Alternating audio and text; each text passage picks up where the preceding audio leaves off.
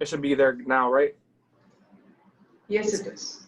Okay, awesome. So we're gonna go ahead and pass it to Richard, and he can go ahead and start us off. Perfect. So is everyone ready? So let's start it. It's already 7:01. So hi everyone. I'm so happy to see you guys again. And also it's so nice to see new faces tonight. So for the ones that doesn't know me, my name is Richard O'Valley. I'm a speaker and co-founder of Evolution of Leadership. And I'm so happy for tonight's event because we have our first international speaker. Yes, we have our first international speaker.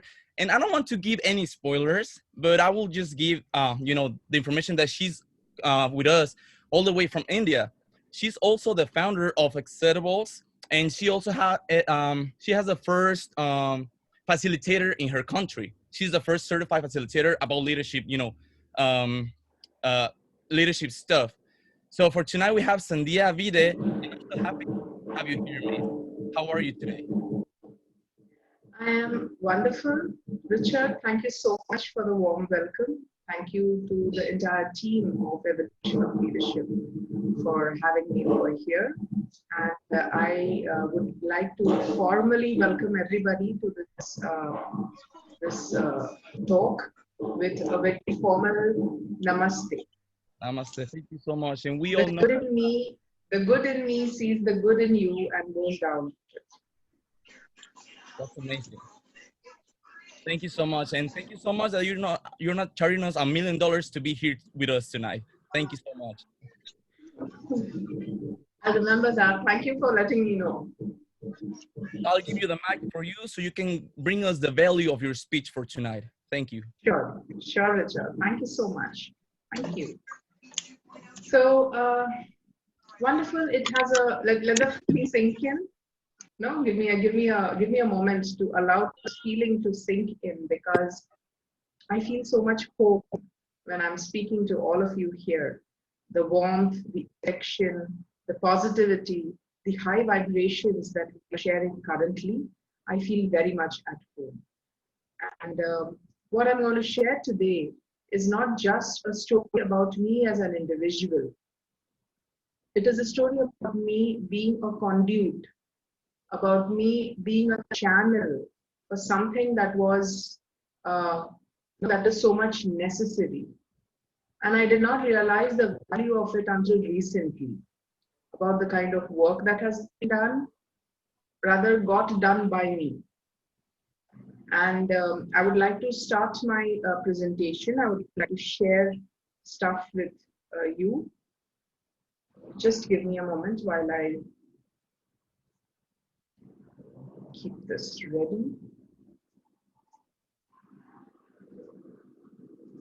Yes.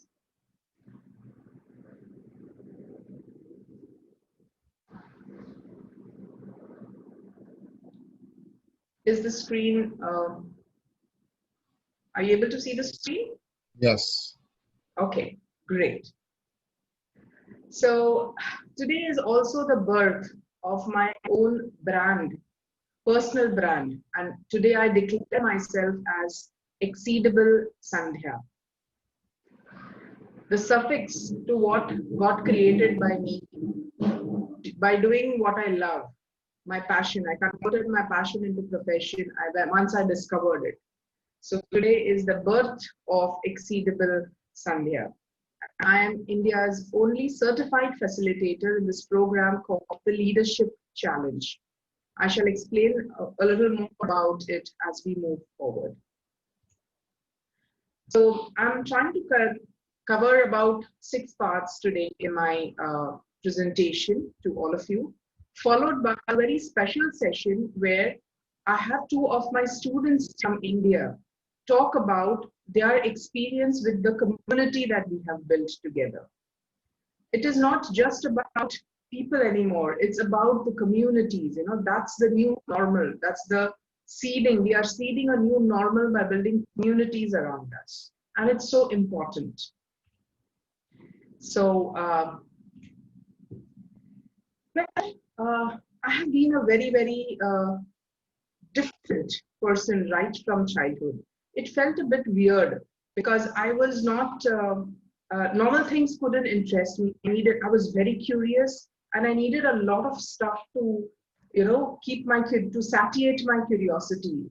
And I would be very, very experimentative with whatever I do. My choices were always different. And I would always wonder, is something wrong with me? Why am I always making the choices that no one else is making? Right? It took some time for me to get adjusted to my own self-belief, if you may call it. I have a marketing career of about 20 years behind me. And a particular incident during my career actually helped me realize my true potential, or what is it, or what is my calling. So in India, we have a day in the year which is dedicated to teachers. Well, it is not called Teachers' Day. In India, a teacher is called Guru. So there is this particular one day in a year which is celebrated, where we celebrate the gurus in our life. And when I was at my job at that time, and a lot of my team members were much older than me in age. When I entered office that day, all of them in India, we have this, touching the feet is a sign of respect. And I have these 30, 40 people just come and touch my feet. And that was a moment for me where I realized it was an OMG moment for me. And I said that, okay, if this is what I am best at, what am I doing as a marketing professional, or what am I doing as a customer service professional? Let me share this gift of, facilitation, teaching, guiding, whatever words that come to your mind for this. Let me use that more for the better of the world around me. The switch happened there. Of course, the switch happens here first. And for it to manifest, it took some time. But I'm glad it took time. I'm glad that I found the right things. I didn't just jump into teaching just about anything, right? And all the time, I have been guided by 4 principles. I believe in these 4 principles very deeply. I demonstrate them 24/7. The values of love, the values of creativity, awareness, and gratitude. They are with me always 24/7. In India, I live with my husband. His name is Nagesh. And my son is 7 years old. His name is Pratham. So that's my little world that I live in. And throughout my life, throughout my career, whenever I used to hear about myself, whenever I used to get a formal or informal feedback, I kept thinking about it, that how do I put words to the feedback that I'm getting about myself? And these 3 things came up. And it is very important to know yourself deeply before you go and put yourself out there. You can't blow an uncertain trumpet. Never.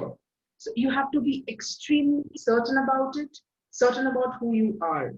And when these 3 things, these 3 things kept coming back to me, that combining 2 or more fields, creating something different is something which comes naturally to me. Rapid learning, I'm very quick at learning stuff. And I can completely morph myself into what the situation demands without any time lag, if you call it. I can lead a show, and I can be the backstage at the same time, within minutes, within seconds. So those were the qualities that I really dug out about myself. And the more certain I started becoming about myself, more certainty started being demonstrated by me.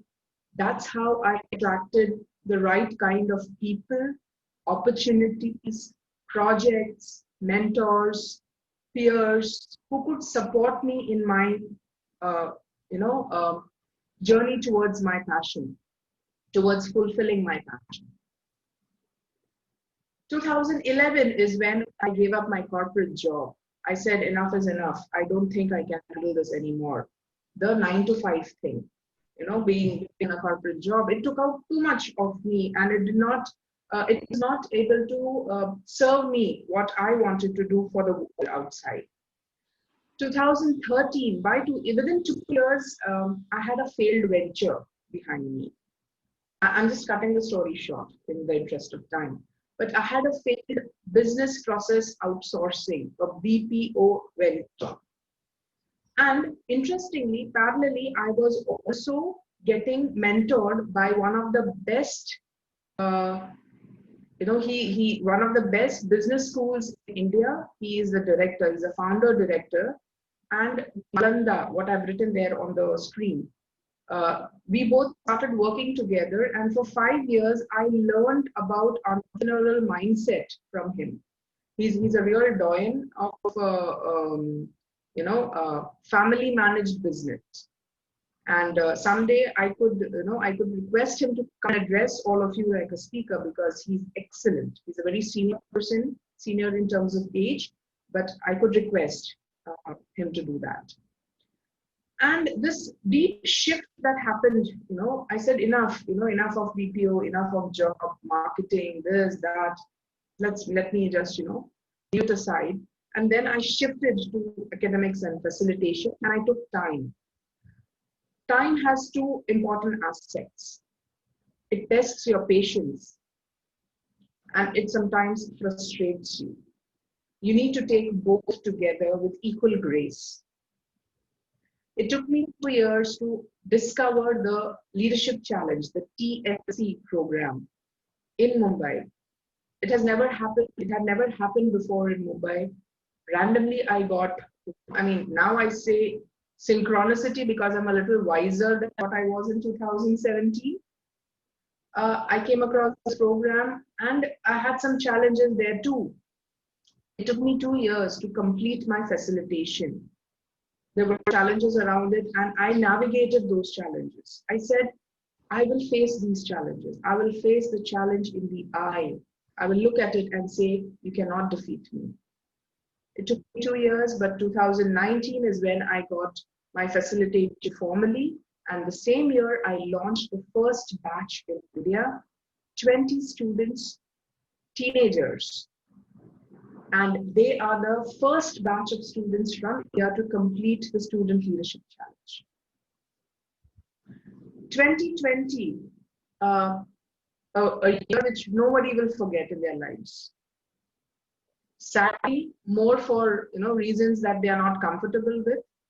But I am fortunate that I will remember 2020 as the year which really established not only Exceedables as a business, but Exceedables as a community. Our community grew organically in the pandemic. March when the pandemic struck, and April onwards, I remember doing the first just check-in call with my students. And I said, let's come on Zoom. Let's, just have a half an hour discussion. How is everybody doing? I was concerned. How is this whole thing? Because they're impressionable mind, the age, the teenage, such an impressionable age. I didn't want them to get sucked into negativity. So I just thought, let me do my bit. Let me at least talk to them. And it was more like a check-in kind of a call, a group check-in call. And then I started receiving requests. Ma'am, can we do it again? Can we meet every Saturday? It feels really nice to be in a positive frame of mind.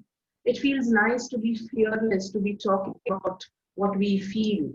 And it feels nice to express ourselves. It feels nice to be with like-minded people. It feels nice to find that there are others also who are struggling and that we are not alone. And I was amazed. That was another OMG moment for me. I said, what is getting created?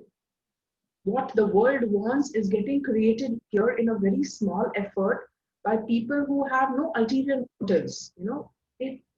Teenage is innocent. It is the corruption, if I may call it, corruption of the mind has not set it yet. And they feel fearless. They feel that they can express themselves here. Fantastic. Let's give a structure to it. And April onwards till now, as we speak, we have done 10 events. We do 2 events every month. And we'll know more about the community, as we go forward. And Today, as I stand and I speak with all of you, rather, as I sit and I speak with all of you, I am more confident and I'm more certain that we are definitely going stronger. I want to share with you my why. What is our why? And it's very simple. It just is based on these two quotes. These two quotes are something that have always inspired me whenever I felt frustration, whenever I felt like giving up. As far the first one by Simon Sinek, we all know him. It was about how I want to build things and how I want to reach out to people. And the second quote was about my commitment to delivery. Several occasions, every step you have a choice in life, whether you want to make a buck or whether you want to make a difference. I have always chosen to make a difference. The buck has taken care of itself. And that's a big, lesson that I have learned from my own life. That when you focus on the right things, it connects to your core values, you will create exponential value for people around you. And my life, my exceedables is just an example of that. So what do we do exactly? Just look at this. Look at this. These are my students. These are not pictures from the internet. You can see that there is Aditi here. Vismaya came in after this collage was made, 3-4 months after this collage was made. So Vismaya, I'm sorry that we don't have your picture here. I will create a new one for you soon. So the community started getting built, and the community has shared values. Unless the community works with shared values, it becomes difficult to help them guide as to what is the purpose of the community. Since we are a leadership community, credibility is a very important value. If we cannot become credible ourselves, how do we expect people to trust us? And how do we expect people to follow us? And how do we expect ourselves to become the leaders that we can be? So credibility is the first value, first shared value of our community. Compassion. That's something which is in short supply, and it is in short supply all the time. So we decided that compassion would be our shared value. No judgment whatsoever. It's okay. It's fine. As long as we know, as long as we are connected, as long as your intention, credibility is in place, no judgment whatsoever. And finally, celebration. Every day celebration. Somebody or the else is doing something new. All of these students, they report back, oh, today I wrote a poem, today I baked a cake, today I did my garden, today this happened, today I got a pet, today I helped my parents. Every day is a celebration, and we celebrate. We celebrate with so much of abundance, not a care of the world, and we celebrate each other. We celebrate each other. That is more important. That is what a community talks about. That is where a community should take people to. Because it gives, when you are celebrated, when you celebrate others, there is a sense of belonging. There is a sense of emotional security that you feel, that you get. And these times, it is very important to feel secure in your mind, emotionally as well. These are some of the products that we have, or rather products in the sense, education products or programs that we have. The first is the SLC, which is the Student Leadership Challenge. A hero's journey is to discover your unique potential. This is a very, very innovative program where we help students to discover their inner potential, bring it out by deep reflective thinking. Once they discover their potential, what can they do? What think of value can they create out of the potential? And to really become successful, what are the skills that they will need to build? And we support this with sciences like astrology and tarot. So there's it's a wonderful mixture of spirituality and science. And in fact, next Thursday, India time, next Thursday, yeah, India time evening, we have our graduation ceremony of the first batch. And I extend my invitation to all of you. Please come and watch. You can come and witness. You can come and observe how we came about this program and how heroes are emerging out of people here. Business Leadership N-Lead is a program. N-Lead, Entrepreneurship Leadership. So N-Lead, which is a business leadership program. Proteins, which is about how to help teenagers with productivity. How can they make the best use of their 24 hours is available to everybody and feel, because once you start feeling productive, there is a wave of positivity that helps you accomplish your things.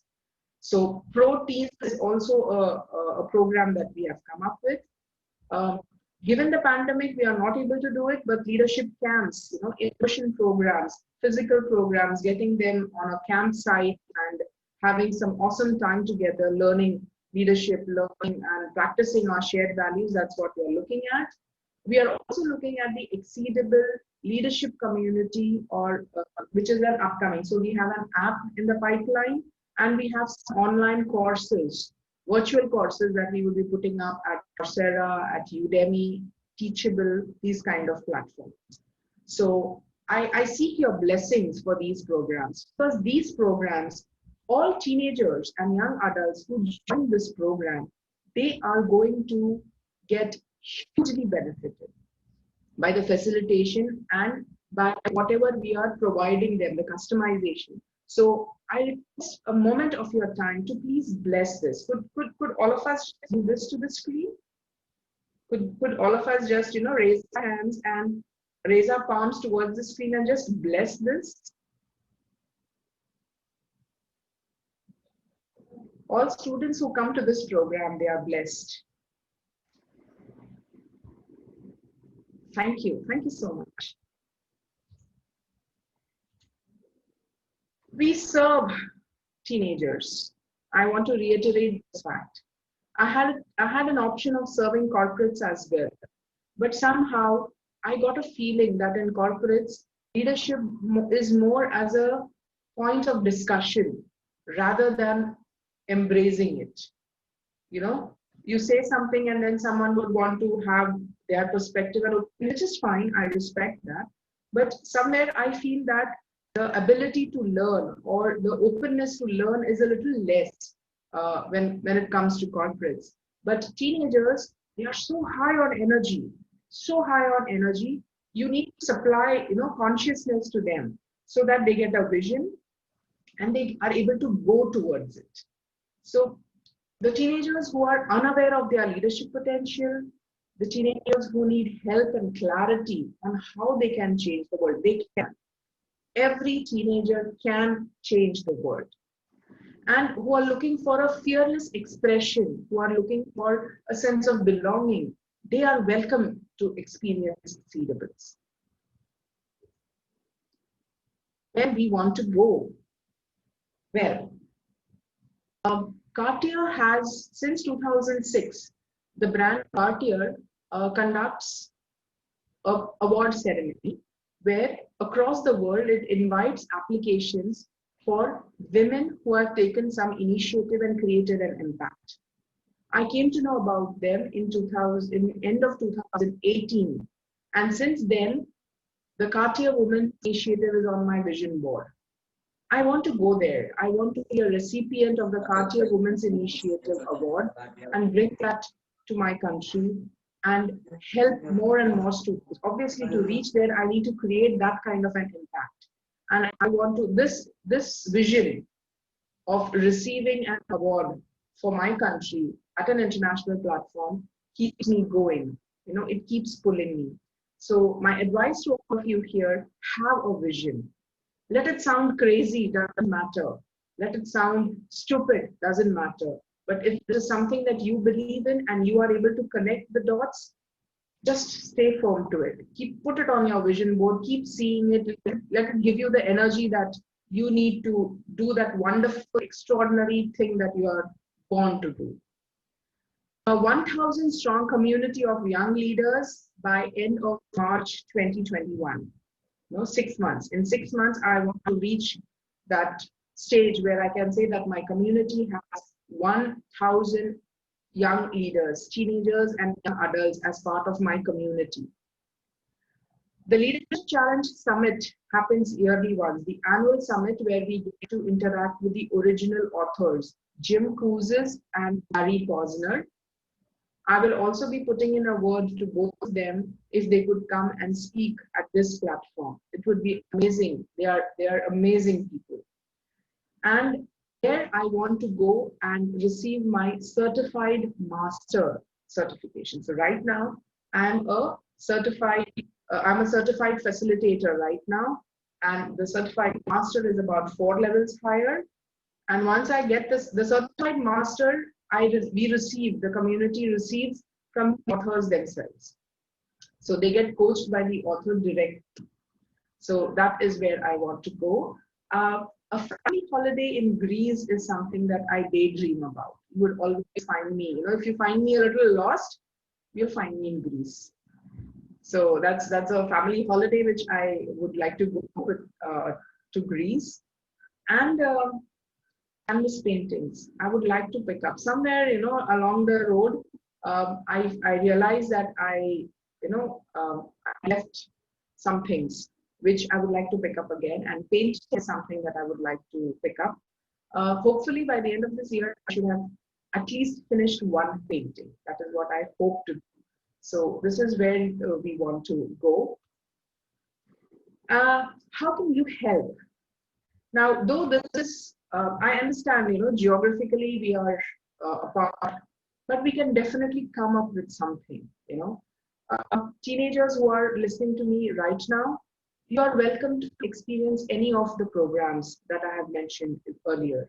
Any of the programs, especially Hero's Journey and Pro Teens, would be something which will be life-changing for you. Why I'm not including SLC in my list for you is it is a program from the US. So I'm not sure if doing it with me is going to add value to you, or doing it in your motherland itself is going to have a value to you. So I'm not touching that. But Hero's Journey and Pro Teens, these two programs are completely life transforming. So do get in touch. I will send you the invite to our first graduation, the graduation ceremony of our first batch. Do come, do experience it, have your questions and do it, because it's a universal program. I mean, there's a hero in everybody. It's a universal program, it doesn't matter, right?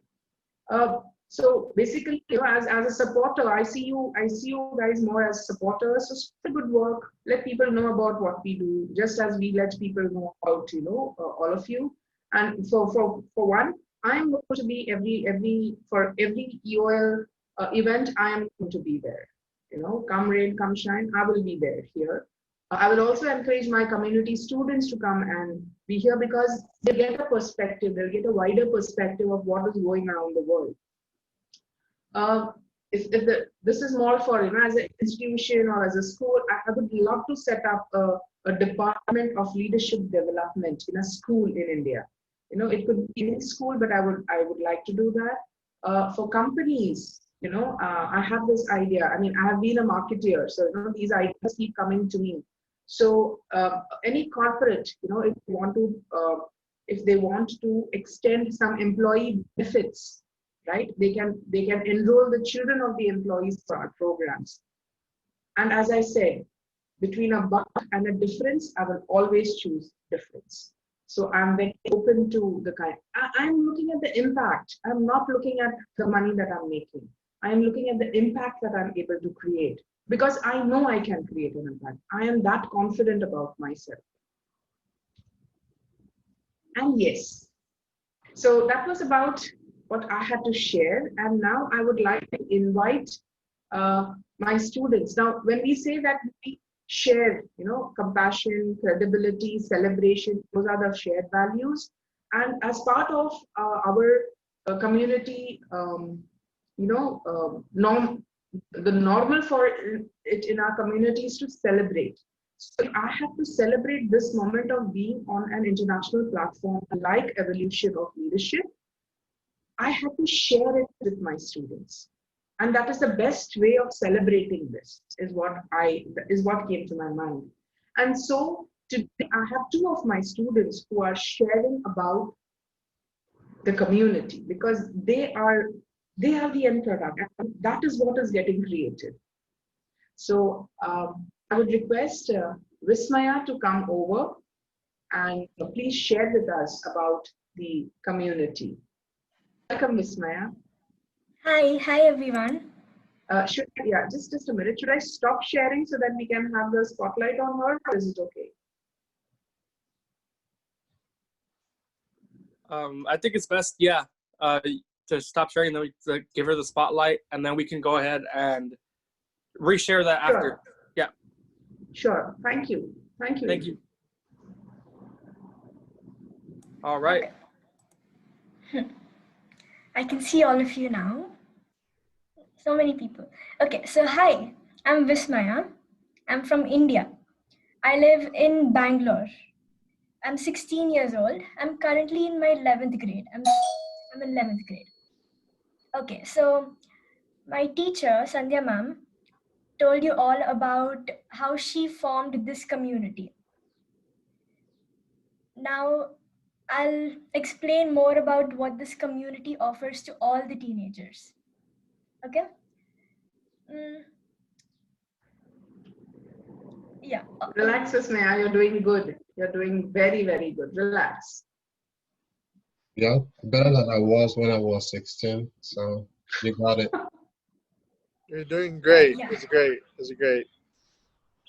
Thank you, everyone. So in this community, we have people from all over India.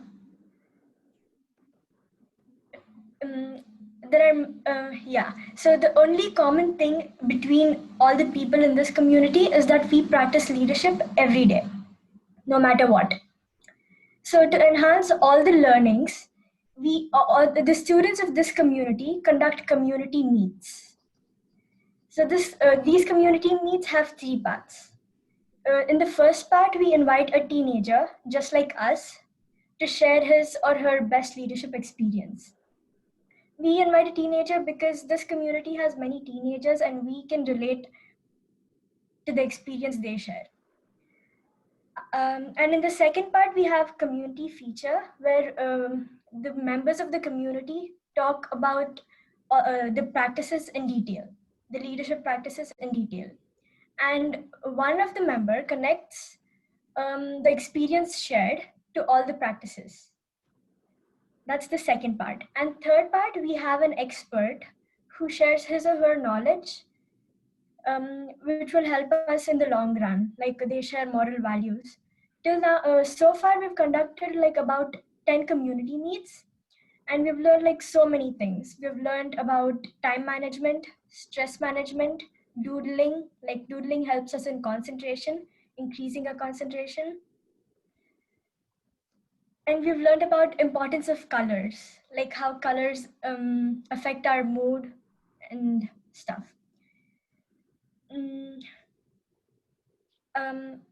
And I was so happy to find out about your community, because your community also has the same motives as ours. That is to make better leaders.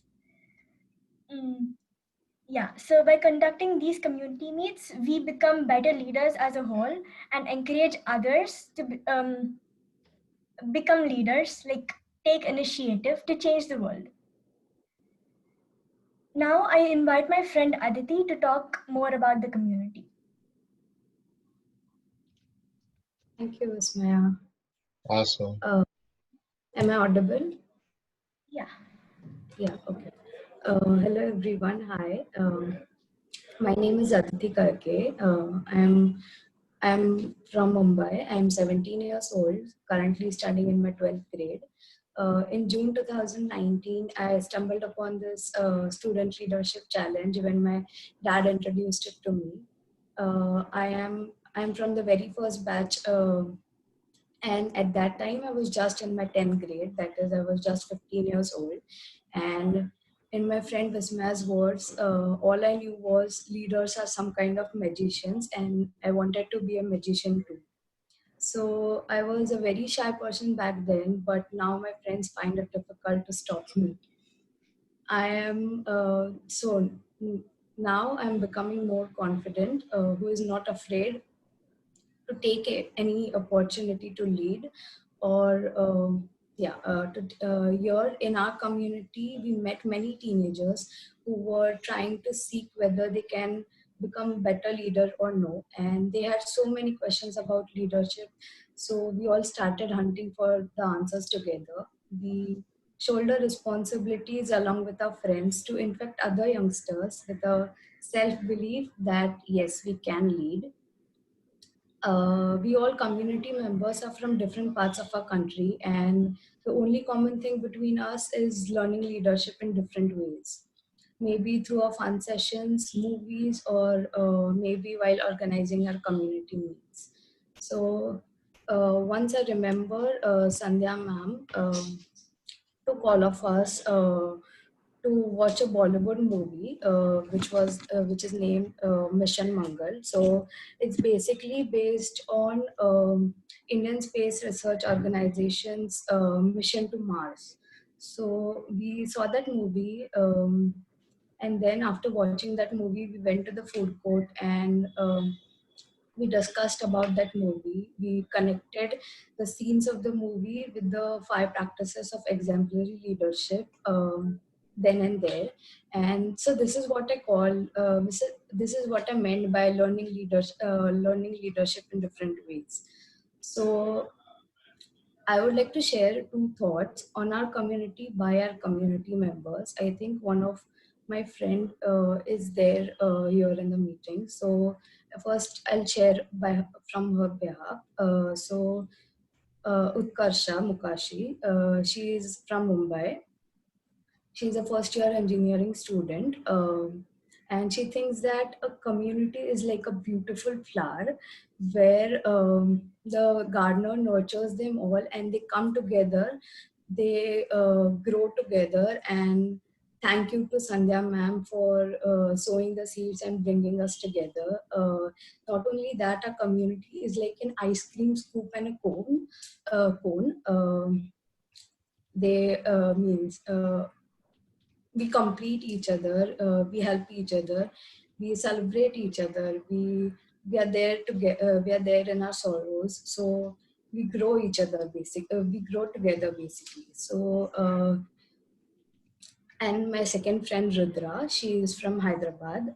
She is 16 years old, and um, she thinks that a community is an amazing place where all of us have learned so much from each other. Everyone is ever ready to help out the best they can, and a few of us organize fun sessions sometimes to help each other bond together and to get to know each other well. So, which we think is really important in this current situation. And I strongly agree with both the thoughts. So, yeah, thank you so much. Awesome, awesome. That's wonderful. Wow. I just want to say for Vismaya and Aditi, you are both very young, and I didn't learn leadership till maybe I was 19. So you are both ahead of the game. Wow, this is amazing. So thank you so much to Sandhya for making all this possible, and thank you both of you because you are both taking steps into your own journey, and that is very important. So stay to the journey and just never give up. You both got this. Thank you so Thank much. you. Super. Vismaya, Aditi, I'm proud. I'm very proud. And these are the moments, Angel, Emmanuel, Richard, these are the moments that I thrive for. I look forward to. When I see my students step out in their confidence. And believe you me, I don't spoon feed them. You can ask them, whenever they have sent me, something that, ma'am, please approve this, or ma'am, please see if this text is okay. I have always said yes, until it's a, it's a grammatical mistake or a spelling mistake, small things here and there. But I think it is very important that teenagers and young adults, they get to think freely and present fearlessly. Because the big thing that they carry with them is about the fear of judgment. And my intention at Exceedables is to help them experience freedom from judgment, freedom from that fear. And once that is done, everything falls in place. Every piece of the jigsaw puzzle will fall into place. That happens. So I want to really thank Vismaya and Aditi for having taken this initiative. It was open to all. These two, took the initiative and came, and you guys have done Exceedables proud. So kudos. We will celebrate this. And yes, I have almost come to the end of my presentation. I am open to questions. I'm open to any advice for us. We are learners, leaders are learners. So we would like to learn anything that you are willing to teach us. So yes, I open the floor for questions.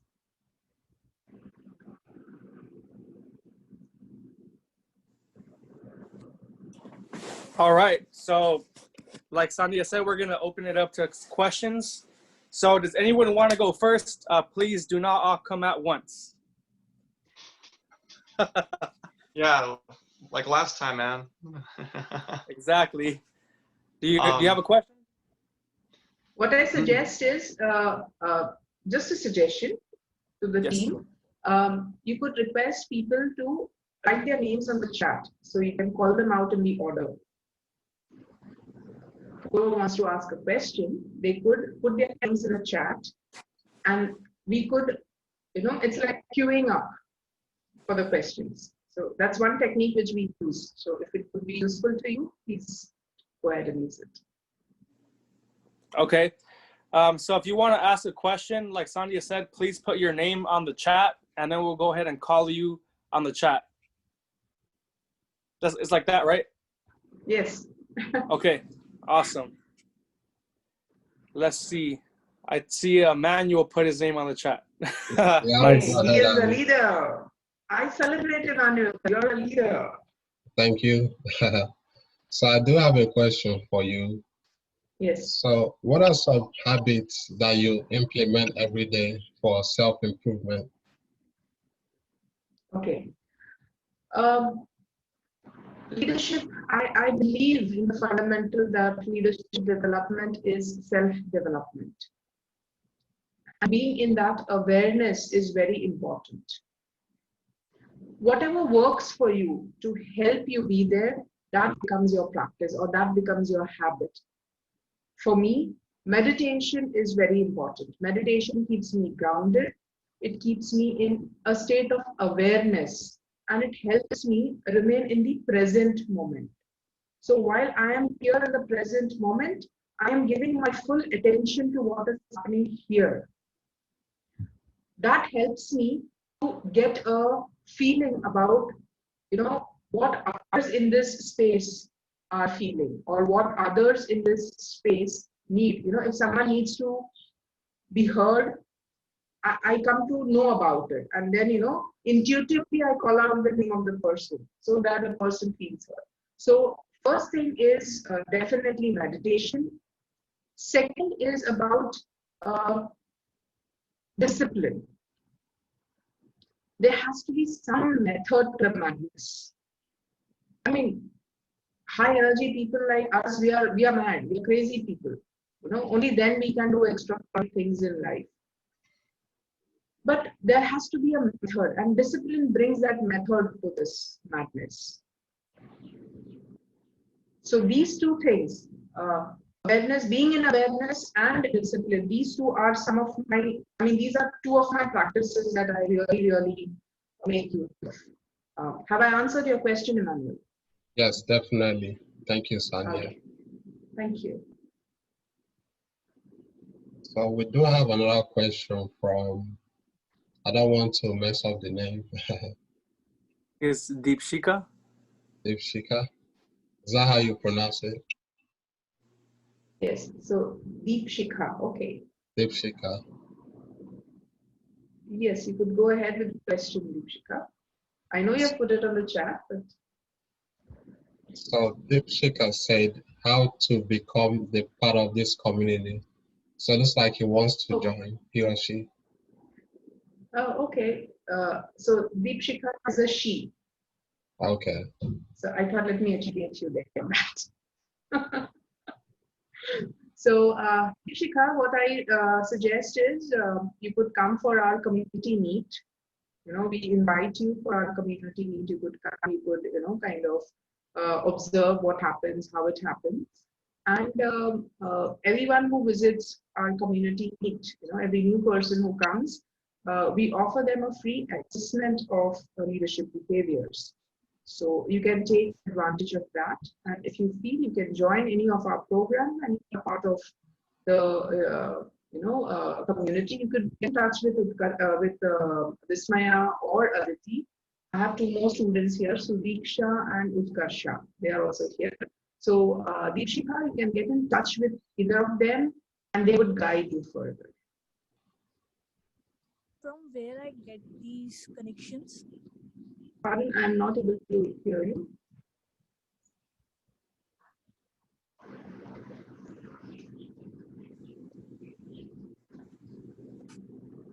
Ma'am, from where I get these connections? From where I connect them? You can just I'm audible now? Yes, yes, you are audible. Where are you from, Deepshika? I'm from India, Faridabad. Faridabad. Okay, that's North India.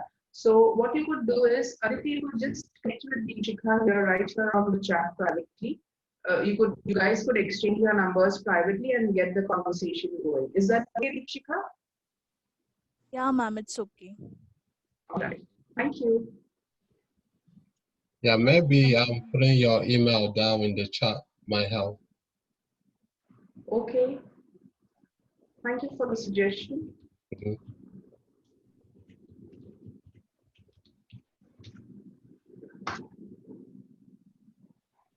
That's the email ID. Awesome. Awesome. I believe Richard has the next question. Oh yes, so I just saw in your presentation that you have like a failure in somehow like a project or something like that. The failure was the failure in business. So I was working for a company as a customer service head. It was quite a large company, and I had become bored of the 9 to 5 routine. I wanted to do something of my own. And since customer service at that time, I was very confident of running a contact center or a call center or a business process outsourcing kind of outfit. I went ahead and I started a business processing business process outsourcing unit where I used to recruit people. I used to train them, and they would sit on calls. You know, your customer service or help desk. That was a time when e-commerce was booming in India.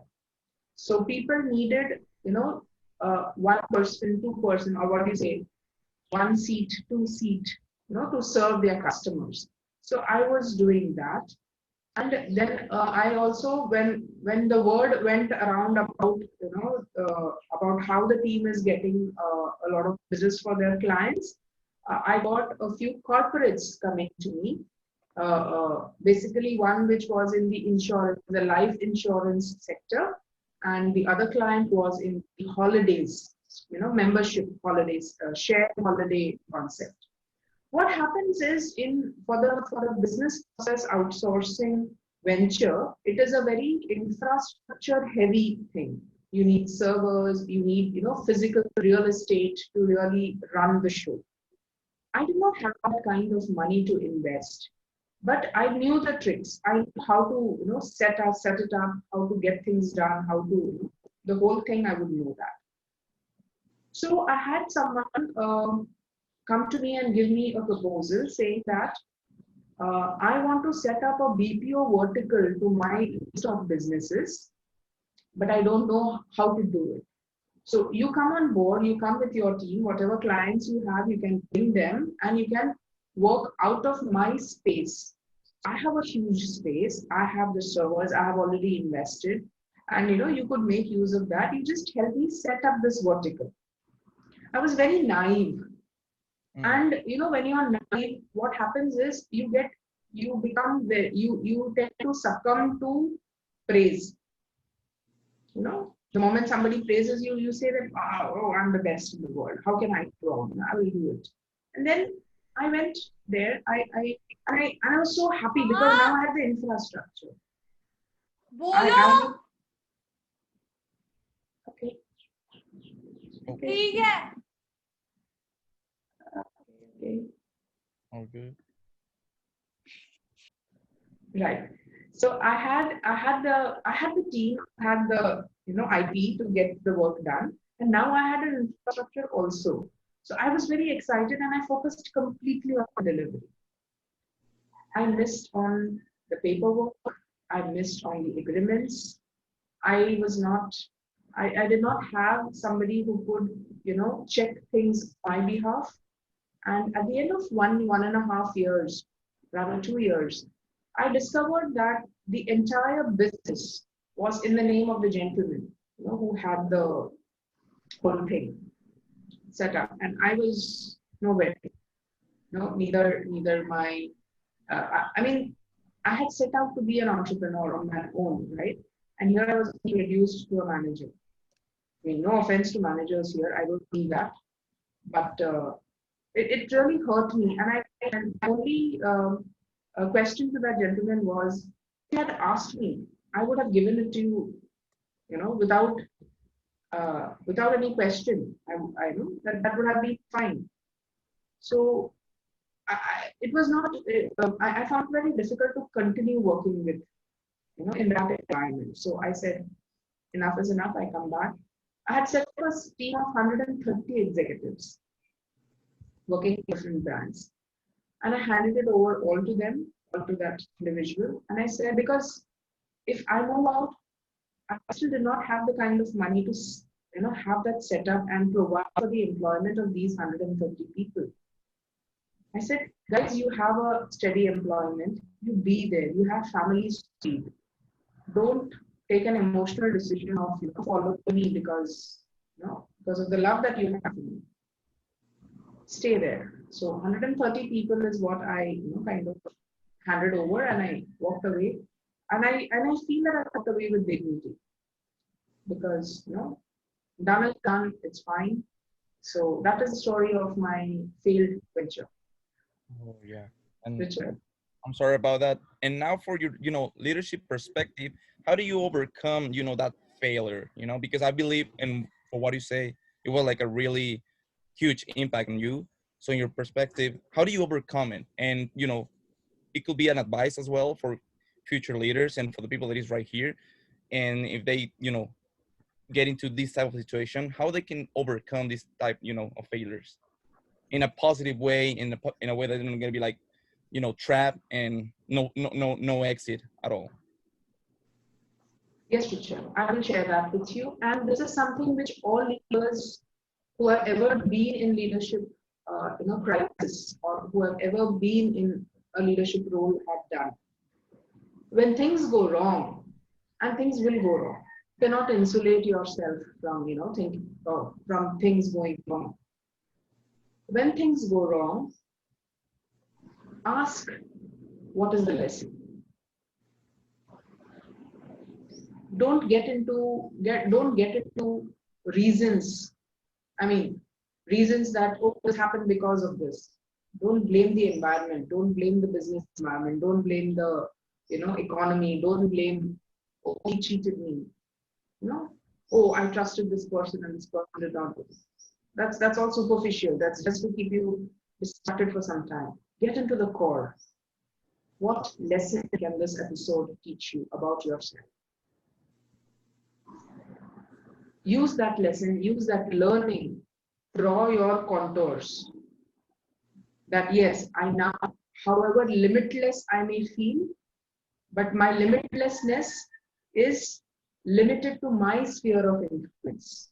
So find your sphere of influence and leave the rest to others. Don't interfere with what others are doing.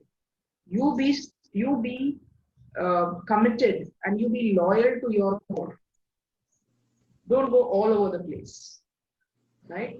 And today also, I remember this lesson of failure, and I remember things. Okay, so I now know what are my weaknesses, right?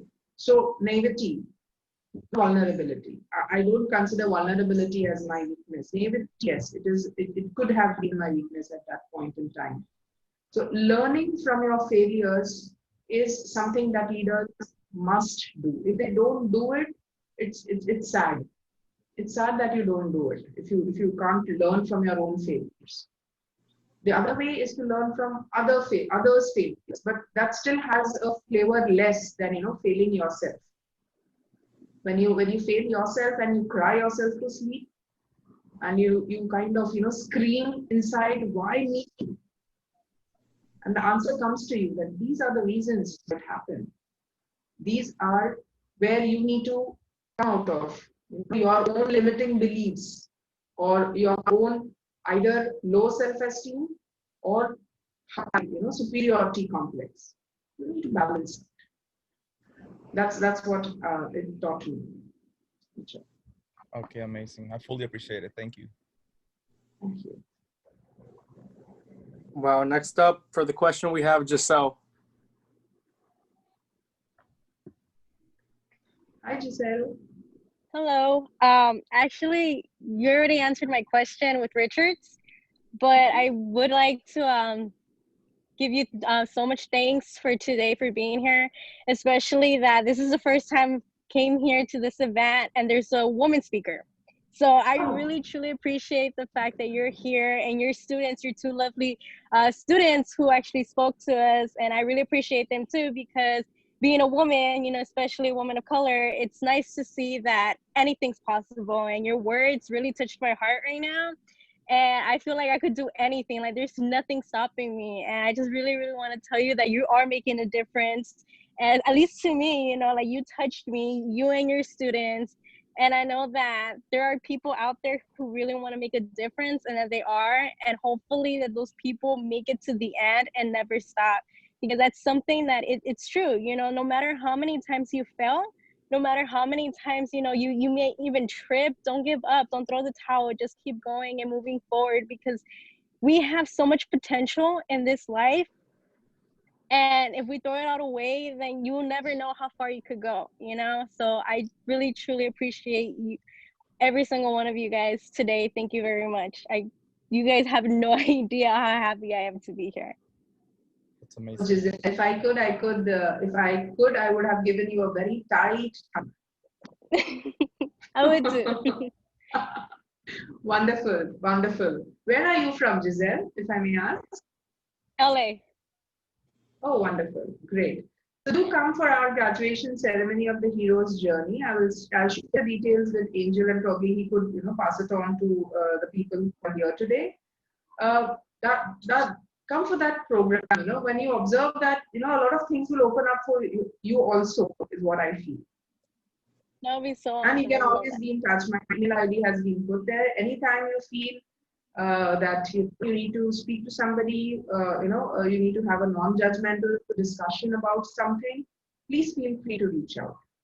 You're most welcome. Thank you. I appreciate that so much. Thank you very much. Thank you, Giselle. That's really wonderful, because I remember we did notice a while ago that we were having constantly male speakers, and we are like, where are all these male speakers? So we had to put some effort. We luckily found Sandhya through William, and that was really awesome. And actually, the next speaker we're gonna have for next week is gonna be a woman too. So Giselle, definitely tune in for that also. Yes, wonderful. Yeah. Oh yeah. Awesome. I think I have the next question. Yes. So I'm actually curious, because I know, Sandhya, you mentioned meditation earlier, right? I've done meditation before. You know, I've done like counting meditation. I've done breathing meditation. Not too experienced though. Just kind of learn from YouTube. And then also I've done the guided meditations where, you know, through the earphones or something, someone's talking to you, and it's a good experience. So I had a question about your meditation. What practices and techniques do you use for your meditation? You know, to make your experience great. Okay, thank you for the question, Angel. So the meditation modality that I practice is called quantology. I'll just put it here on the chat. So we call it a quantum meditation. And this meditation is based on the principle of quantum physics. We call it synthesis meditation. And in synthesis meditation, what we do is we do not reject anything in life. When we sit for meditation, once we are settled down, calm, with all the breathing done, we recall incidences from our life that is causing us any kind of anxiety, fear, jealousy, you know, all these emotions which we are not able to handle. And when we recall, so it's a two-dimensional approach. One is we are recalling the events that have caused us this emotion. And while we are doing it, the second dimension is that we observe our own body, our energy body. Because these incidences, you know, failures in either relationships, you know, a pattern comes, a failure of relationships, failure in career, financial crisis, health issues, you know, the recurring ones. So when we think about them during meditation, during this stage of meditation, when we are recalling those incidences and when we look into our energy body, when we observe it, the stuck energy or the pattern, you know, when energies get stuck, they become firm and they make a pattern. And this pattern attracts more of, you know, similar experiences. So the synthesis meditation objective is to break the pattern. Breaking the pattern means dissolving the energy knot. The pattern is formed when the energy gets knotted inside the energy body. And once we have a good 10-15 minutes of recalling the incident into this 2D phase, then in yoga there is something called shavasana, which means you just lie down, you know, relaxed. You just lie down on a plain floor, on the plain surface, no pillows, so that your spine is absolutely straight. And the weight is, you know, distributed equally on both sides of your body. You would observe that, you know, the energy is starting to move. And because you are in relaxation, you are still, the energy gets an opportunity to escape. That knotted energy which has been released, it gets an opportunity to escape. And that's how the patterns get broken. It's a very interesting meditation. I can send you a guided audio for that, Angel, if you want to experience it. I can send it to you over WhatsApp. It's a very, we have a 15-minute, 30-minute, 60-minute module. You know, so whichever, if you want to really have a immersive experience, I would recommend the 1 hour thing, the 60-minute thing, depending on your times, of course, this how time permits you. Maybe over a weekend you could, you know, slot an hour for that. And it is very effective. It really helps. Wow. Yeah, I'm definitely interested in getting the link then. That'll be interesting to experience. That'll be great. Sure, I would do that. Awesome. Ma'am, what is the relation? Sorry? Let me see. Does anyone else have a question? Ma'am, there is any relationship between technology and management? Technology and management. Yes. Okay, so relationship, they go hand in hand. I mean, today any management cannot do without technology. And which technology? can, even to technology, even for technology to work, there has to be a management around it, right? So they definitely go hand in hand. Right? Sai Prakash, right? Where are you from? From India, ma'am. Yes. Which state? Where? Tamil Nadu. Tamil Nadu. Okay. Vanakkam. That's a salutation in the Tamil language. Yes, ma'am. Yes. So Sai, what do you do? I'm studying second year engineering, ma'am. Second year engineering. Yes. Okay. Computer engineering. Mechanical. Mechanical engineering. Okay. Super. Thanks. So do come for our community meets. We have some Chennai folks also. Oh. Hyderabad, Okay. Chennai, we have people from there. Okay. Have I answered your question, Sai, or do you want to ask? Do you have a follow-up question? Madam, there is what is the difference between employee and a leader, ma'am? Oh, difference between an employee and a leader. Let me try and explain to you with an example. We all of us, without exception, we all are daydreamers. Some of us keep dreaming about food. Some of us keep dreaming about, expensive luxury things. Some of us keep dreaming about holidays. We are daydreaming all the time. Amongst us, the ones who are able to convert the dream into a vision, they are leaders. Daydreaming about your paycheck versus providing employment as a vision. That is the difference between an employee and a leader. And it's a choice, Sai. You can choose to be either. And whatever you choose would be right for you. There is no right or wrong. There is no black and white, when we come and speak about, choices that we make. It's a choice. You want to be someone who is always dreaming about getting the paycheck on time, listening to somebody else, helping somebody else fulfill his dream, your boss, doing that. Or you want to be someone who is followed by the right kind of people. You are someone who is demonstrating consistently that you are someone who can be trusted and believed. And you are someone who is trying to create more leaders. An employee cannot create more employees, but a leader can create more leaders. The choice, the aspiration to become a leader of an employee is 100% with you. Have I answered your question, Sai? Yes, ma'am.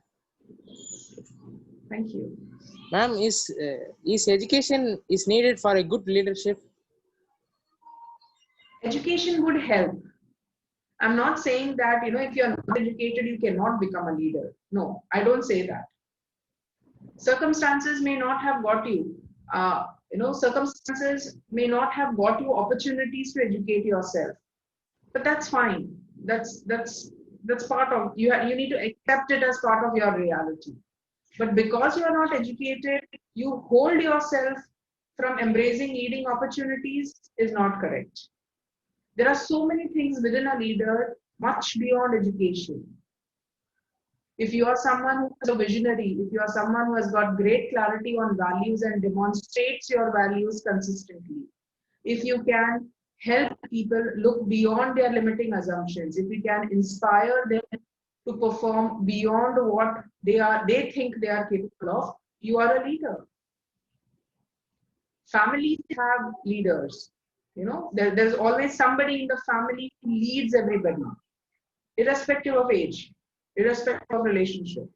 So education helps. Getting an education is very important. Unless you miss out because of opportunities. If you're missing education, if you're choosing to be a leader without education to cover up for your laziness, because education requires commitment. You need to be commitment. You need to be committed to getting educated. If you're looking at it as an escape route, sorry, you won't reach anywhere. But because of circumstances, you couldn't complete education because of whatever circumstances. But still, the self-belief and the preparation within you, that is going to help you become a leader. Is there a question? Awesome. Okay, Ravindra has, I think someone has put me a private question. Visions and dreams seem to be high words. How to know that I have the correct dream?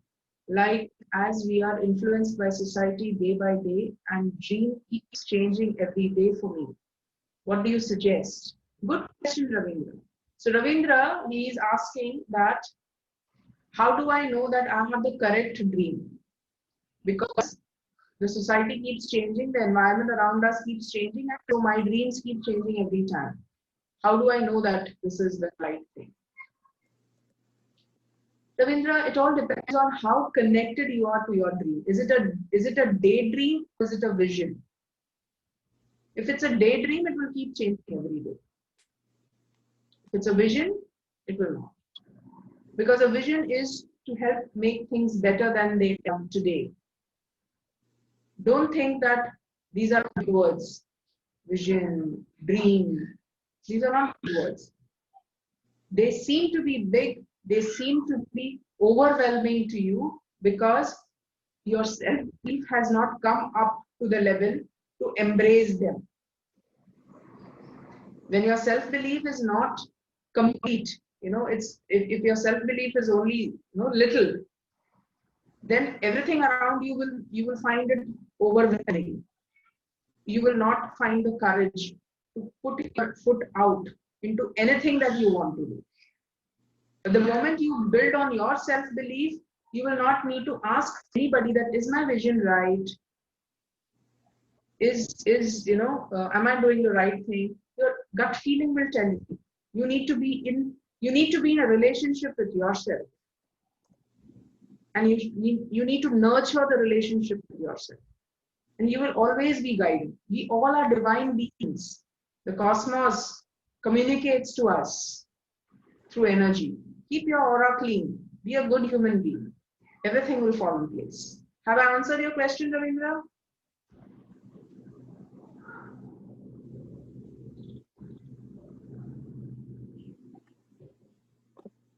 Okay, Ravindra seems to be digesting what I said. Oh, he says yes. Okay. Okay. Nice. I see here Vidiana has put in a question as well. Mm-hmm. She asked, how can I practice leadership every day? Do I focus on something different every day? Okay. So, Viridiana, leadership can be practiced every day once you decide what you need to become a better leader. Once you figure that out. So if you want to become a leader in your area of influence, so your area of influence could be anything. It could be technology, it could be social work, it could be communication, it could be digital marketing, it could be anything. So once your sphere of influence is clear to you, make sure that you are able to keep learning and establishing your competency in that area of influence. So you need to practice being an expert. Overnight you don't become an expert. You practice, then you become an expert.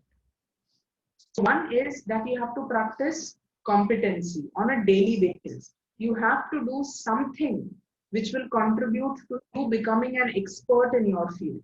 It could be reading, writing, discussing, whatever suits you, whatever suits your environment, whatever suits your lifestyle. And the second, which is actually the most important, is to be credible. You have to practice credibility every day. In our program, we practice credibility. Credibility is also part of our shared values. Credibility simply is about being trustworthy, being believable. You know, people will not believe the message if they don't believe the messenger. If you want to be believed, if you want people to listen to you, if you want people to follow your advice, give them a reason that they should follow you. And the reason is credibility. Do what you say you will do. Simple. When you do that, and when you do that consistently, the right kind of people get attracted to you, the right kind of people start following you, and lo and behold, you are a leader. Have I answered your question satisfactorily? Yes, thank You're welcome.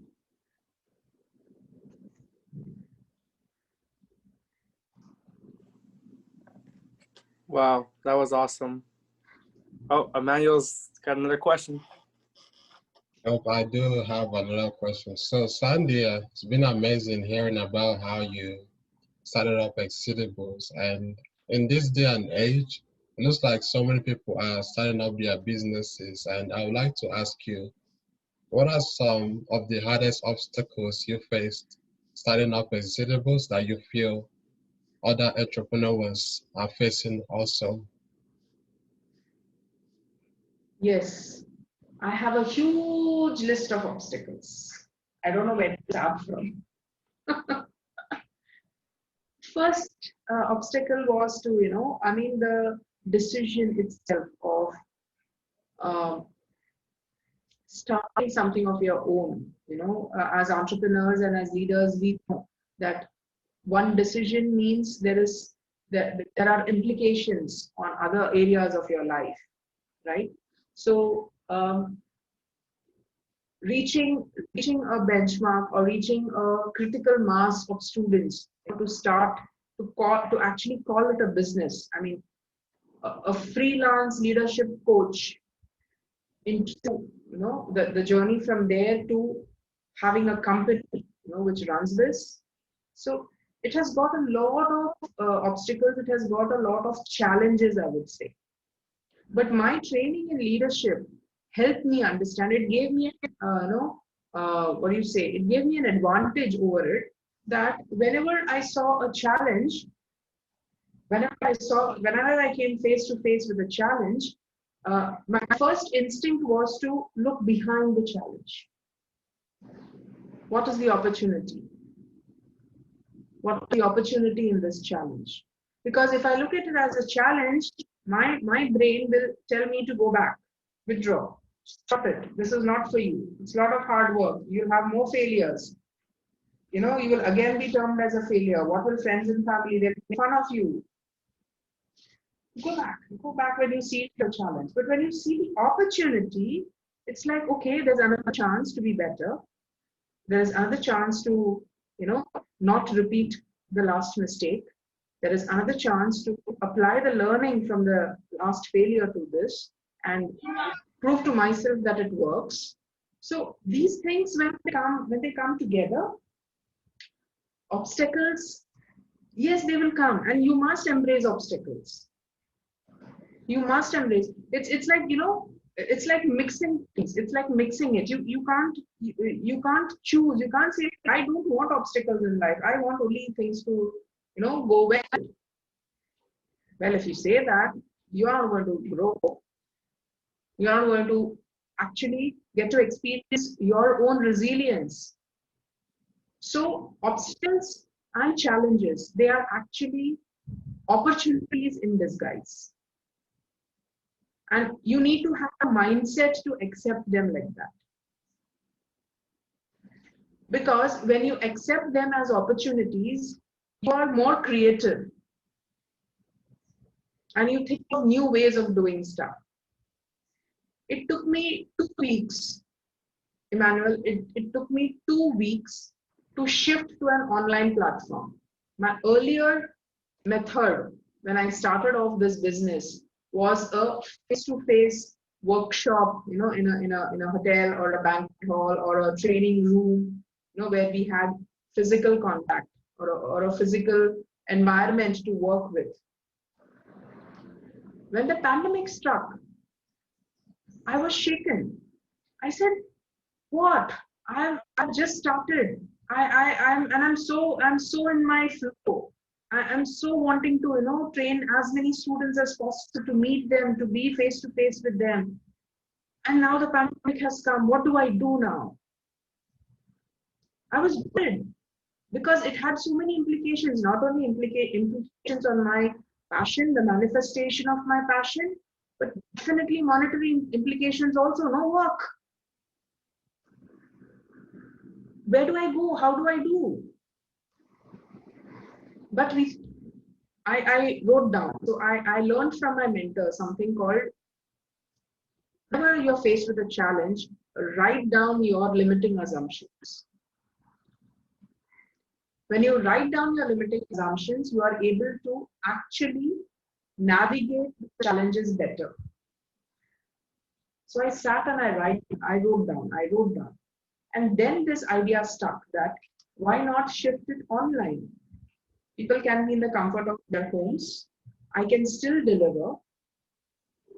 I know the subject very well. I just have to tweak it. Give some kind of a reorientation to my delivery. Subject is, there is no change in the material as such.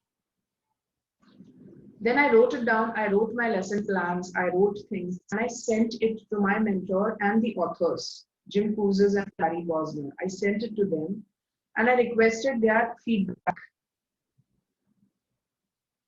If I had seen it just as a challenge, Emmanuel, Exceedables would not have been here today.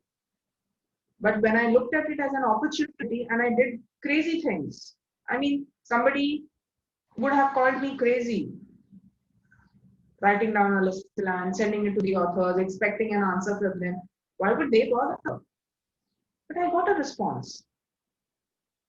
They gave certain tweaks to my lesson plans. They suggested that, okay, this section can also be, in this way, or these examples can be given. They helped me with some resources, some reading material and some video material they helped me with so that I can learn on my own. And April 1st, 2020, I was ready with my online class. April 1st till August, I got enrollments from about 20 students. And because it was technology, these students started coming from various parts of the country. I would not have been able to do that if Corona had not happened and I had remained a brick and mortar business. I would have never claimed that I have students from all over the country. So when I saw opportunity instead of the challenge, it pulled me ahead. So first is, whenever you're faced with any obstacle or whenever you're faced with any challenge, please look at the opportunity around it. Opportunity is around the corner. It is around there. The first. Second is, when faced with a challenge, check for your assumptions. Get them corrected by talking to people, by talking to friends, by talking to experts, mentors.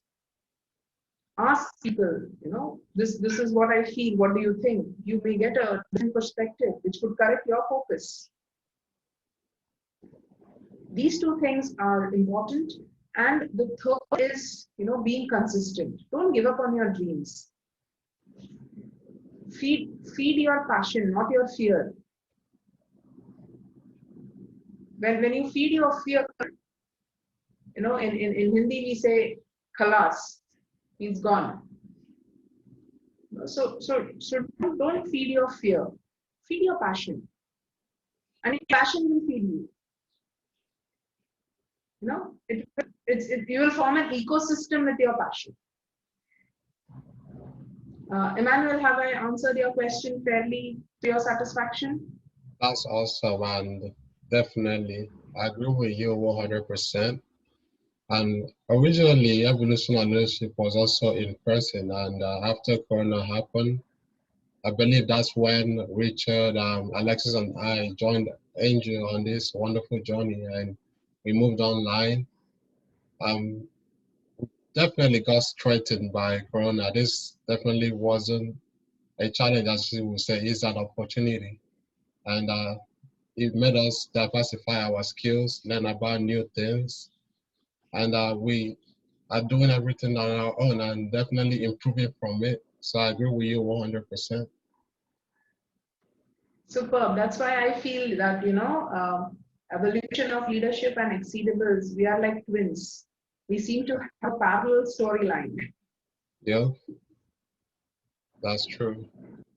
Oh, and I also wanted to mention to you, because I know that we do mentor teenagers and young adults. We actually did develop a section in evolution and leadership where we're helping now college students, student organizations, and we are actually in conversation of partnerships with 3 student orgs so we can help them sustain the organization and keep it long lasting.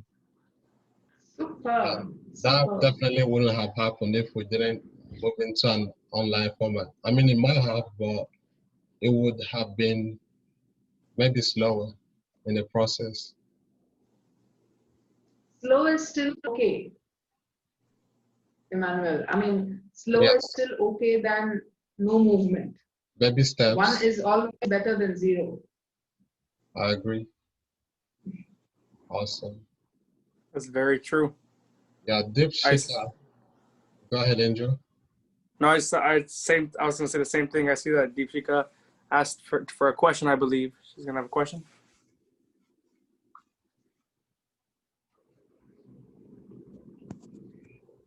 Hello, ma'am. Could I express my thought here? Please. Yeah. Ma'am, as Ravindra says, our dreams are changing day by day due to this reason. But this is not true. Actually, our dreams are not changed, are adopting the dreams of our society.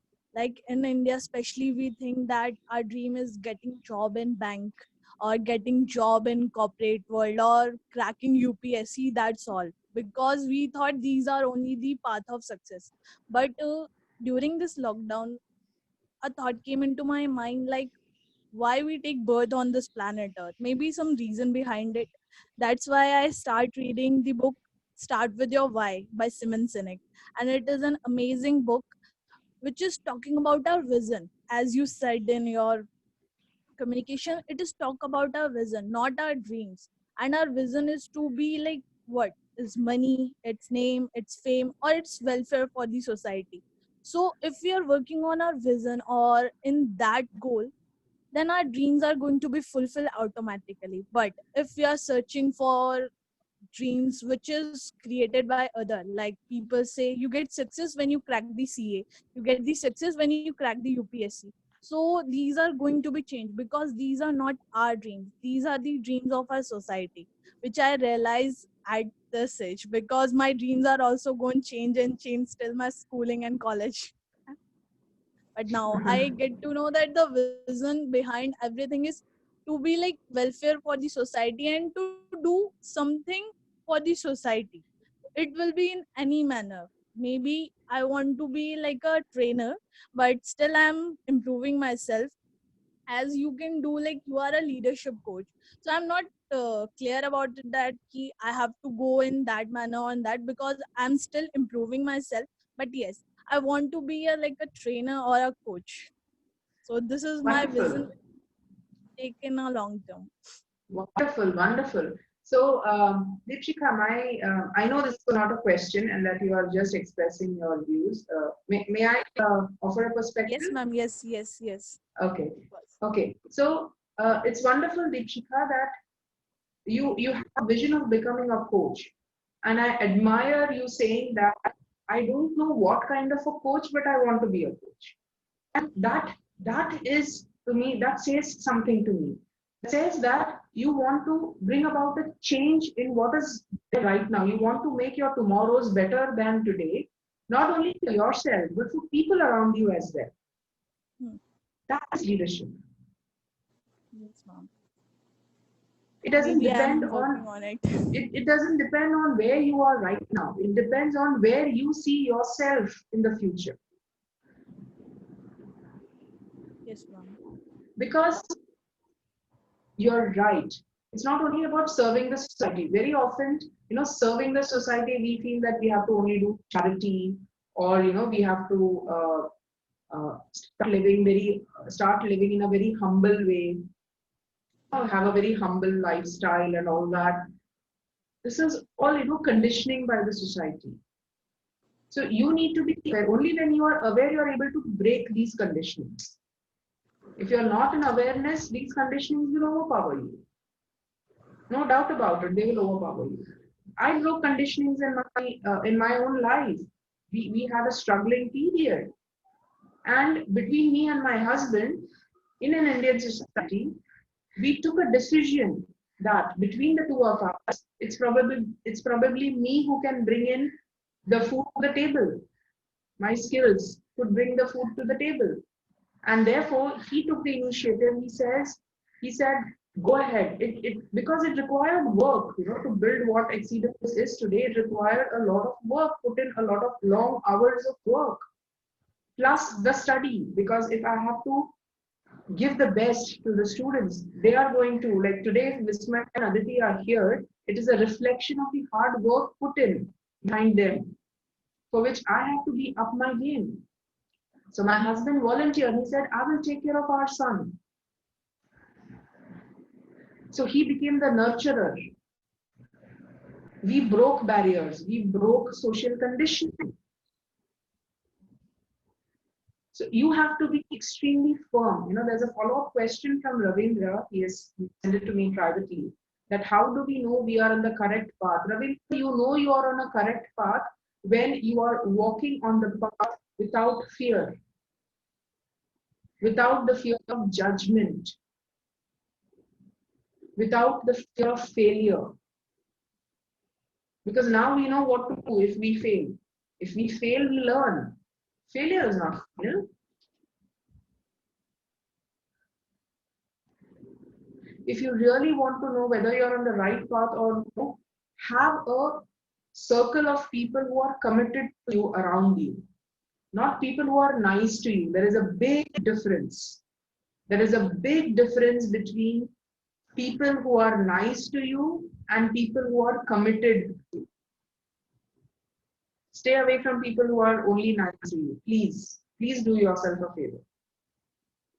Stay with people who are committed to you, who see your dream who see your vision, who see your dream in their eyes, who always remember you when something that you could benefit from comes along their path. Keep talking to them. Okay, keep talking to them. Keep sharing your ideas. Keep sharing challenges with them. Unless you speak about them, no one wants to assume. And why would people want to assume that you have challenges?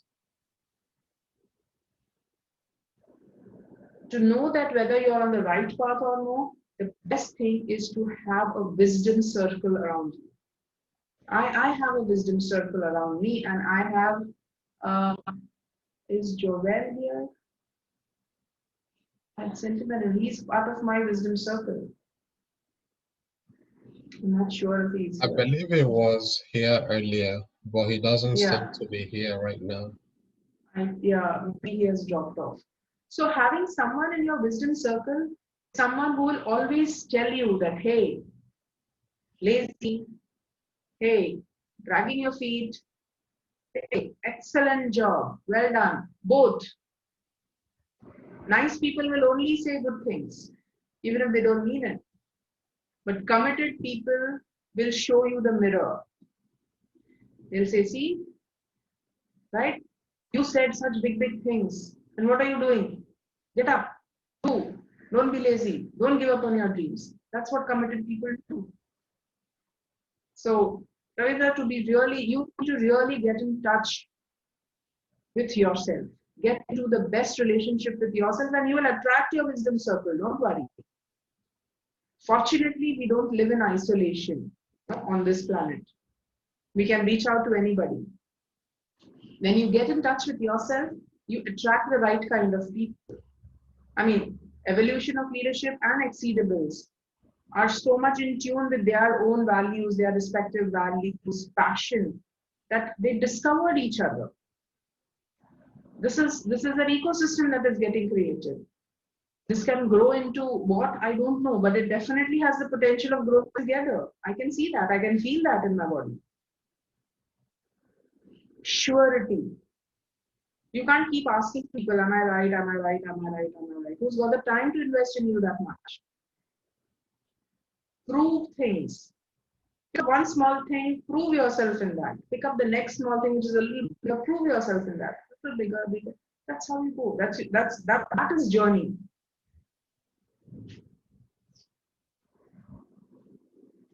Yes.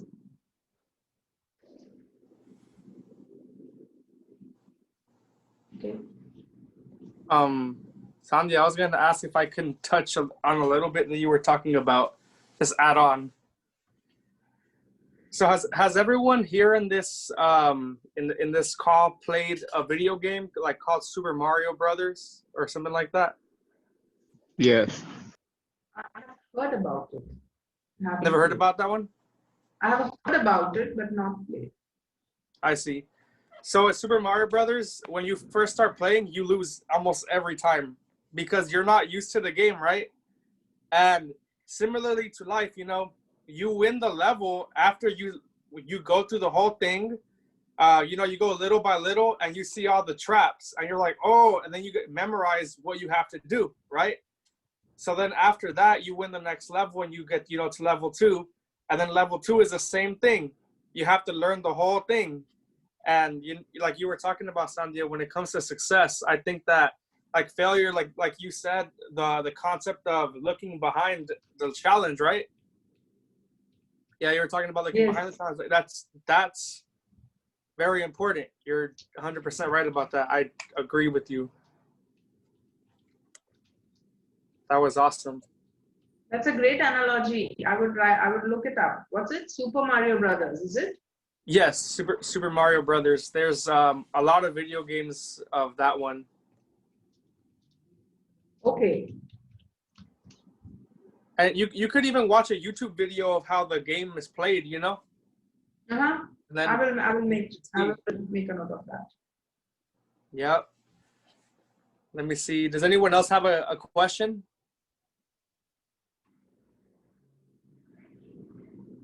Does Cruz have a question? I know he usually has a question, that's why. Okay. Cruz, do you have a question for Sandhya?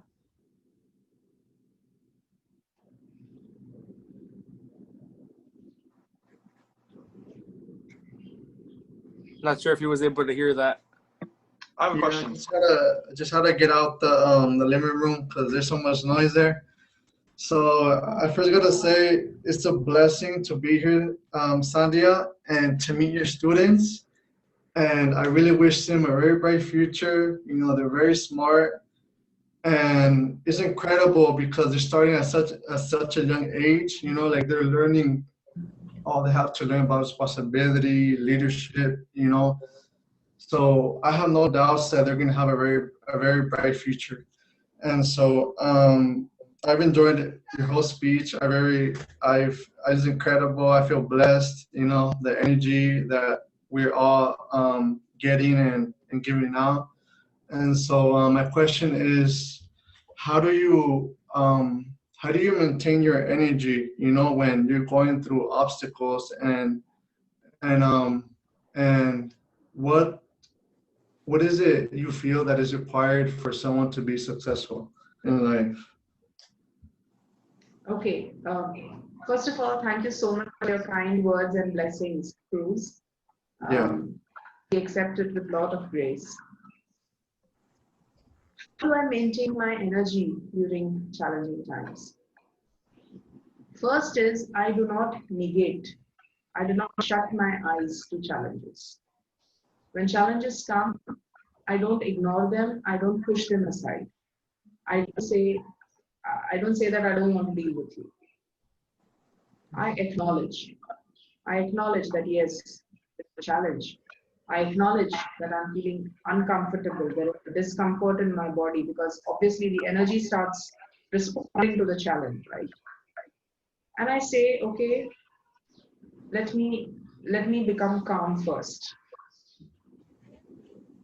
Because I can only think straight with a clear head. If there is a lot of turmoil, if there's a lot of confusion in my head, I would probably take decisions which I may regret later. That's very true. What I have always initially I used to find it very weird when people would say, just sleep it off. If you are able to take a decision about something or something else, just sleep it off. And I would like, what? How can you sleep it off? How can you get sleep when you are in so much of turmoil, when you have to take the right decision and you're asking people to sleep it off? Slowly I realized that it's true. Think about it, which is giving you the trouble. I mean, if not meditation, think about still, be calm, have water, stay calm, close your eyes, think about what is troubling you, and then just what could be the possible solutions according to you, and just sleep it off. By morning, you would have something, you would have some way. It could be a tiny step, but it could give you. So that has helped me a lot to maintain my energy and keep my aura clean. The other thing that I do consistently to keep my aura clean so that I'm always in the zone is practicing gratitude. When I practice gratitude, I see that it always keeps my energies well balanced. And gratitude could be for anything and everything throughout the day. For the conveniences that I have in spite of the pandemic, for the love I get from my family, for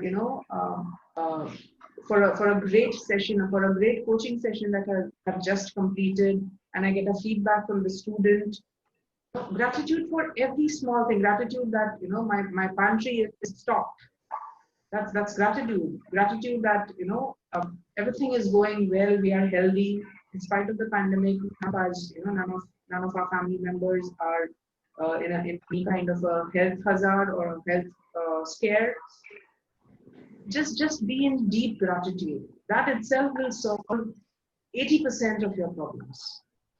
Just be in gratitude. Being in gratitude helps us be in touch with our core. That's what I do. And when you are in touch with your core, and when you are completely sorted from, kind of insulated from negativity, success has to follow. Success will come. That's what I believe. That's what I have experienced in my life too. And that's very true, actually, because I feel like when you have that peace, that energy, like it empowers your purpose that you have in life, and then like you feel like you could do anything in the world, like you don't have no barriers, and it just feels so good inside, it's like you feel like a superhero inside of some type of way. Absolutely. Yeah. I really appreciate the choice of your words, Cruz. Yeah. I really appreciate it. Thank you. I'm very happy to be here with you guys, Same and here. hopefully we stay connected. We will. I'm here for every of your EOL events. Thank you, Sandhya. That's my commitment to you. Thank you. I appreciate you. Wow, that is awesome. I just got a question. So my question is, what do you think about empathy and leadership? And if you do use empathy, how do you use it when you're leading people? Right. Very important question, especially in these times. The research that has been done by Jim Kouzes and Barry Bosner, and this research is on since 1987. All these years, what they have found is that when people want to follow somebody willingly, when they are choosing their leaders, the four qualities that they look for in a leader are honesty, competent, forward-looking, and inspiring. So people want their leader to be honest, competent, forward-looking, and inspiring. Amongst the other qualities like independent, intelligent, wise, a whole lot of characteristics. But these four have been ruling the list since 1987. It's only in the pandemic that being supportive has climbed the ladder and almost got included in these four characteristics. And honesty is like 80%. Forward-looking, and the rest of the three are in the 60s. So supportive has also come into the 60s. This is the recent research. And I think supportive has got a lot to do with empathy, Angel. When you are empathetic, when you lead with purpose, you understand people better. Leadership is a relationship after all. Every relationship has the potential to contribute to your ability to become successful. And empathy is something that we are all born with. We just try to condition ourselves saying that, oh, if you are an empathetic, you will be taken for a ride. People will walk over you and they'll take advantage of you.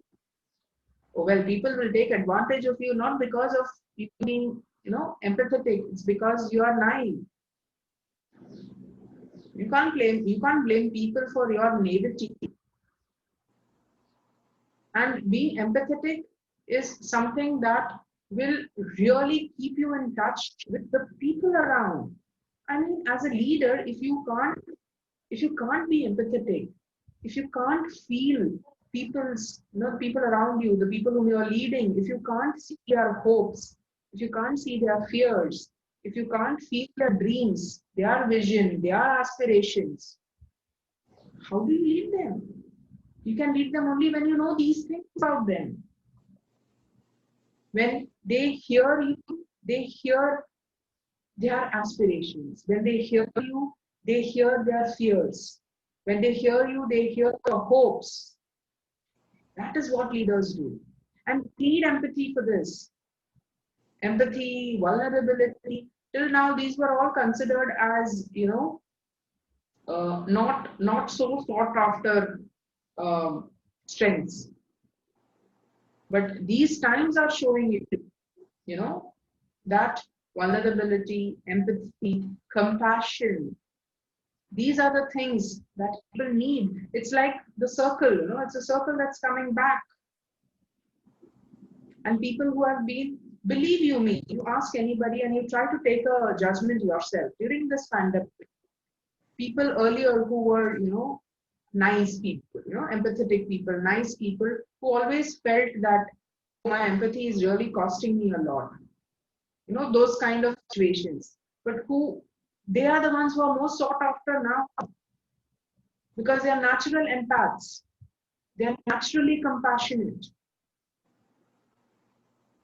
When you're working from home, when you have, a healthcare disproportion that is threatening, I mean, the entire humanity is on its knees.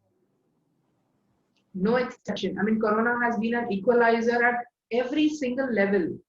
Gender, class, race, economy, every kind of thing. It has just sliced everybody, cut everybody to size.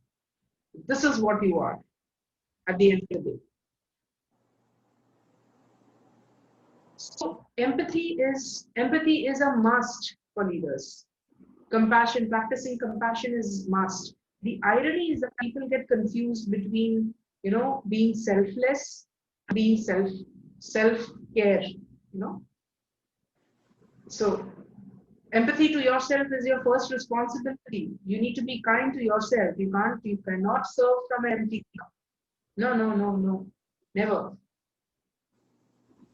So being empathetic to yourself, self-love, self-care, demonstrate to people. People don't know, teach them. Teach them by example how to take care of yourself. That's not selfish. I need to be strong so I can support you. Simple. And I don't need to explain this to anybody. I don't need to live in the fear of the judgment that people will think that I'm selfless, I'm selfish. Not. So yes, empathy, my word for always. Wow, that was awesome.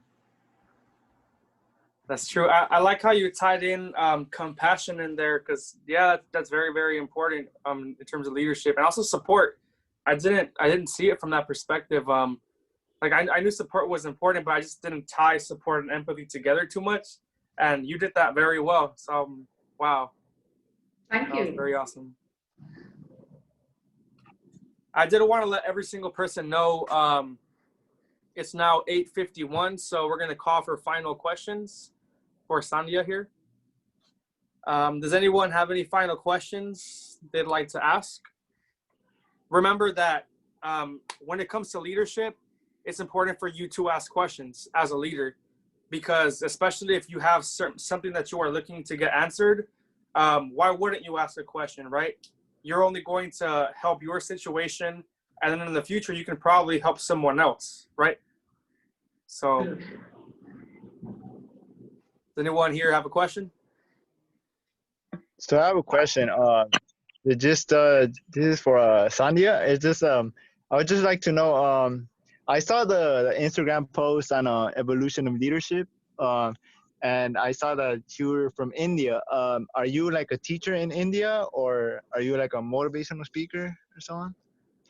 I run a coaching business, Joseph. It is okay. where I facilitate, where I guide teenagers and young adults with leadership behaviors. Okay. Oh, nice. Yeah, because I saw that it said India, but I couldn't see the profession. I saw you last week where it was with Victoria when she was talking Yes. about health. I remember you were speaking there, but I couldn't quite catch your profession. But yeah, and that's nice to know. Do you also have like I guess websites or social media page? Would you tell us or Yes. people? What I will do is I will send Angel a Linktree link, which has got everything there. Okay.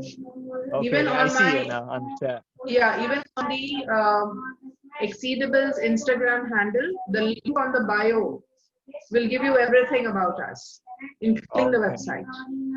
Okay, then. Thank you again. I You appreciate your have to time. just pardon the sound in the background is my son saying his morning prayers before going to school, his online school that is. So you'll have to pardon this background. It's unique. I mean I understand. I guess I like seeing something different every time, because I don't know if for everyone it applies to everyone, but I like learning about other people's beliefs, cultures. Yeah, so it's unique. I mean, I don't mind it. Speaking for myself, I'm not sure if it applies to Super. everyone. Thank you. Thank you, Joseph. Thank you. Thank you. No, good one. Cool, awesome, Joseph. That's really good. You know, you took the leadership to ask the first question, taking initiative. Awesome, awesome. It'd be also good if you, shared your face the next time, so we could know, like, we could know who you are as well. Yeah. I think Sandhya would appreciate it too. Yeah, I'm currently in a dark. Well, I guess I could turn on the light, but it's like in a dark room, so it'll be not difficult, to see, because there's no light where I'm at. You know what, got you. Joseph? Yeah. You know what? Guys? The first form or first sign of self-love is that you are not, you don't feel awkward anymore to be seen.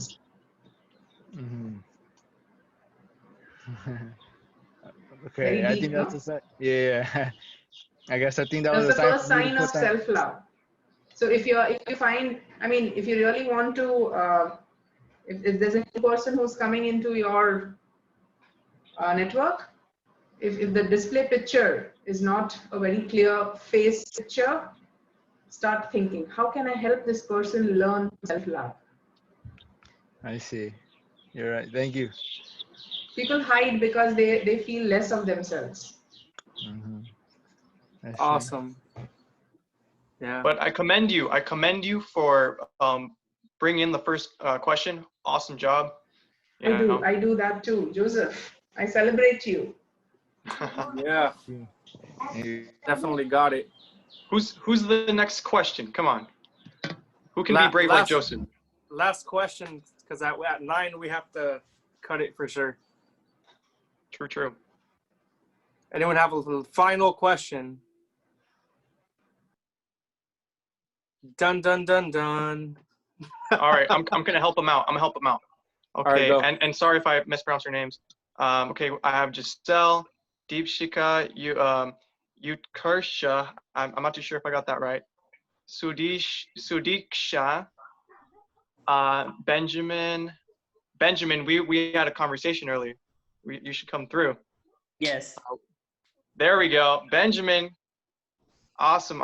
Did you think of anything? Anything you had like a last concept in your mind? No, I'm good for now. Thank you, man. Appreciate it. All right, come next time. We got for sure. Awesome. Ravindra. Then we have Karthinktra, and that is almost everybody. Yeah. Okay. Thank you, Alexis. Thank you. So, all right. my son would like to say hello to you. Say hi, Pratham. Hello. Hello, how's it going? Hello. Hello. That's You are Hello. you are the young leader right here. You're a leader, right? That's so awesome. Have a good day. You You too. Good luck in your school. You too. US, right? Good luck in your school. Wow, Wow, he's awesome. getting ready for school. Wow, awesome everyone. So thanks to everyone for hopping on. A much love to everyone. Thank you for everyone from India that came as well. It's very I think it's awesome to meet people from different countries. I'm over here at the United States, but my roots are from Mexico. So I came to the United States when I didn't come, but my parents came from the United States. But it's awesome to see people with different backgrounds.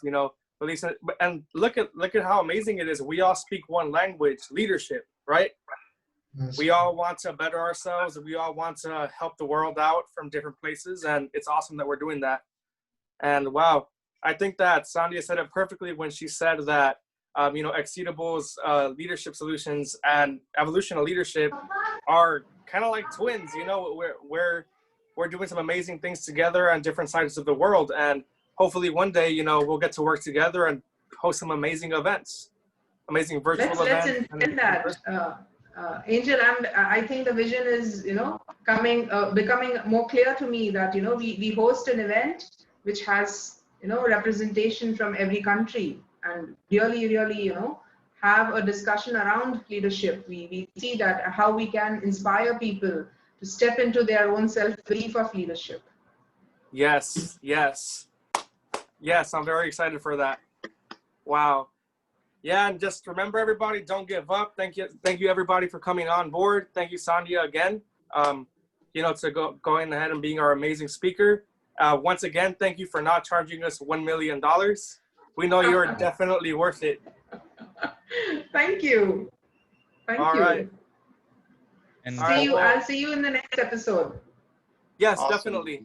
All right. Take care, guys. Thanks, everybody, and have a great night. Everyone in India, have a great morning. A great morning. Bye. Yeah. Bye. Thank you. All right. Bye-bye. Thank you. Bye. Bye-bye.